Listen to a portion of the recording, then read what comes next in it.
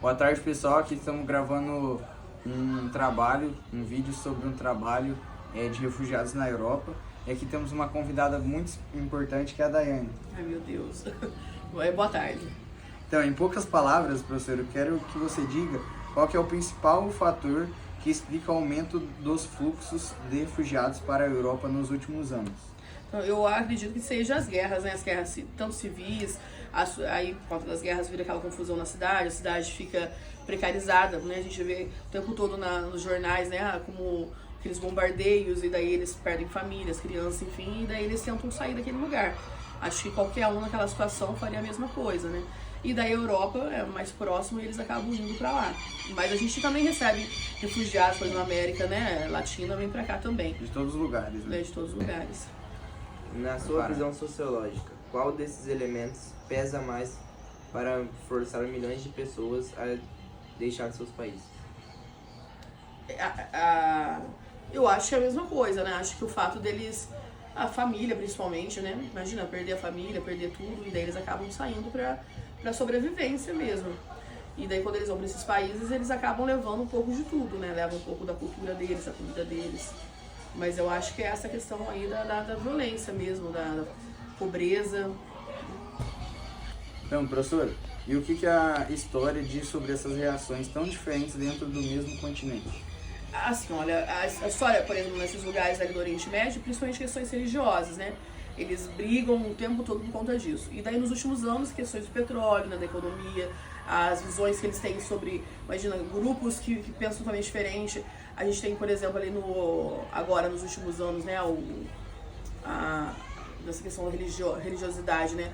Desde, sei lá, do Paquistão, né, que as meninas não podem ir pra escola, e daí tem uma briga, né, cultural relacionada a isso, e daí, enfim, isso vai gerando confusões, porque tem um grupo que pensa diferente, e daí a gente tem essas guerras civis. Então, dentro do continente, a gente tem várias questões, né? Então, dei de novo o exemplo, né? Religião, a própria cultura, a questão, por exemplo, das meninas não terem que casar muito jovens, enfim, são várias coisas.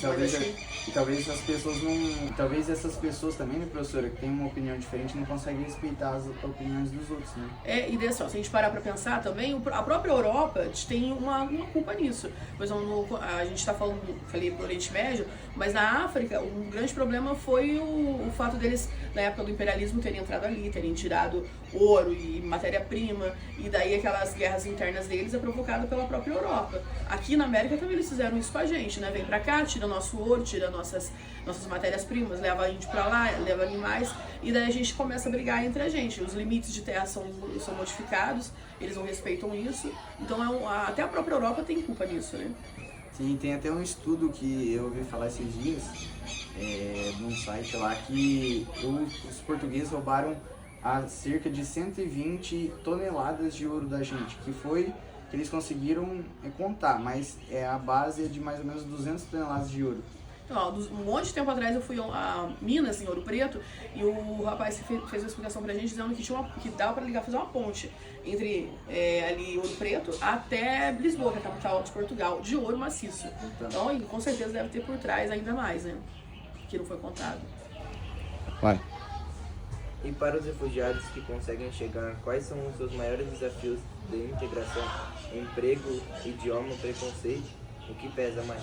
Eu acho que tudo, mas no primeiro momento é o idioma e aquela questão do futuro mesmo, né? O que eu vou fazer, como que eu vou fazer. A xenofobia que ainda tem, né? Existe em muitos lugares, das pessoas verem eles como os estrangeiros, né? E não darem, às vezes, emprego. Apesar de que eu vejo aqui agora em Campo Mourão, o inverso, né? Talvez seja algo parecido em outros lugares, mas de gente empregando mesmo, gostando de empregar mais as pessoas que vêm de fora do que os brasileiros.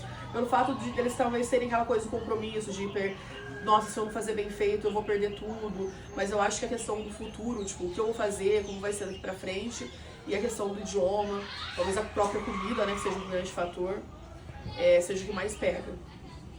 Então, professor, e se nós olharmos para o futuro, o que os países europeus e até mesmo no Brasil podemos aprender para lidar melhor com crises imigratórias? Então eu acho que essa questão da xenofobia, né, que a gente fazer algum trabalho, acho que até nas escolas, né, a gente conhecer o país deles, conhecer o que eles comem, para fazer essa coisa deles chegarem aqui sem esse medo, sem esse pavor do futuro deles, mas também fazer algumas alianças, às vezes, com o país da onde eles vêm, para saber o que eles podem trazer de benefício pra gente, né? Por exemplo, tem muita gente que vem de outros lugares e onde, sei lá, a saúde de lá é diferente. Então, trazer alguma coisa disso que deu certo no país deles pro nosso. Então, essas alianças são sempre importantes, não virem aqui pra cá sem ter esse apoio aí governamental. Acho que é mais nesse sentido. E a questão daí do preconceito, né? Que eles quando eles chegam aqui, não falar uma língua, né? Não é a língua materna deles, não é a comida deles, né? É diferente, é difícil mesmo. Isso também serve até para ele se sentir acolhido, né? Se sentir melhor no nosso país. Mas então tá bom, professora, muito obrigado por comparecer aqui nesse trabalho conosco. E é isso. Valeu. Tchau.